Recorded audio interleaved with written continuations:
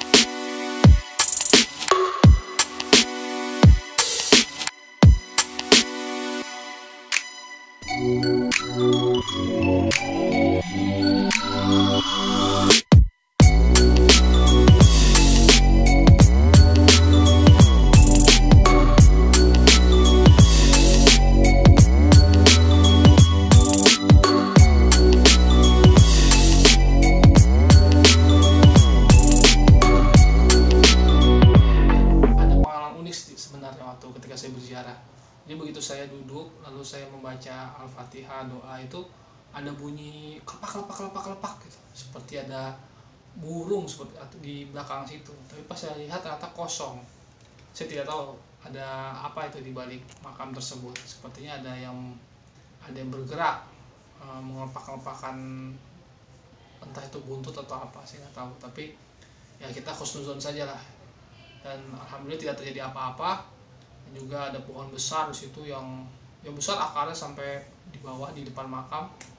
Dan saya justru tidak merasakan aura angker, aura menakutkan, tapi justru yang saya rasakan adalah aura ketenangan. Jadi lebih tenang hati saya begitu berzikir di situ, menyatu dengan alam, angin yang sepoi-sepoi di sana gitu kan. Saya justru mendapatkan ketenangan di situ. Jadi tidak sama sekali ada kesan-kesan angker yang sebagaimana diceritakan di beberapa media, kata di situ angker, menyeramkan, sering terjadi penampakan. Saya tidak merasakan itu, justru saya merasakan ketenangan saat mendoakan